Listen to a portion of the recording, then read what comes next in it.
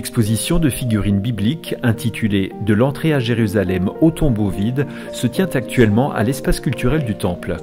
Proposée jusqu'au 10 avril par l'association Aphibi de Niederhausbergen, elle illustre le temps de Pâques en 6 scènes et quelques 80 personnages mis en scène avec beaucoup de minutie.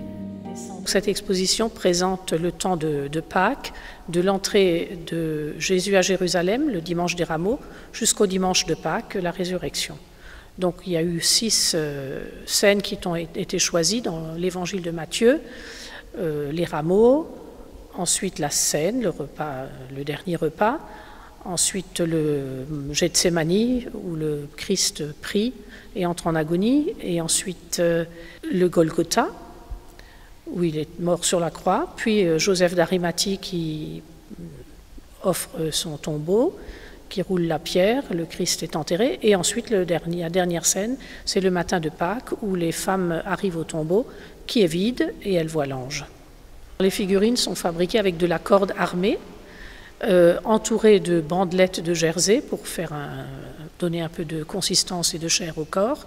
Ensuite, il y a une tête en polystyrène, des pieds en plomb, puis on les habille et on leur met des cheveux qui sont faits à partir de laine d'agneau. Et tout ça, c'est fait dans le respect de la tradition et de l'histoire d'il y a 2000 ans en Terre Sainte. Les figurines bibliques invitent à redécouvrir et donner sens à des textes vieux de plus de 2000 ans. On remarquera avec surprise qu'aucune d'elles n'a de visage. Ça, c'est absolument volontaire, parce que du coup, ces figurines peuvent avoir toutes les expressions, joie, tristesse, haine, colère, bonté, justement parce qu'il n'y a pas des yeux, ni un nez, ni une bouche. Donc tout est possible pour exprimer un sentiment, une attitude. Voilà. L'exposition étonne par le soin donné aux personnages et à leur mise en scène particulièrement fidèle à l'écriture. C'est vraiment de la qualité parce qu'il y a une grande recherche et une exactitude aussi des positions, des gestes. J'ai jamais vu des personnages fabriqués de cette manière, avec, on dirait, juste un bout de ficelle et un beau tissu, mais et en fait qui nous incite à les regarder encore de plus près.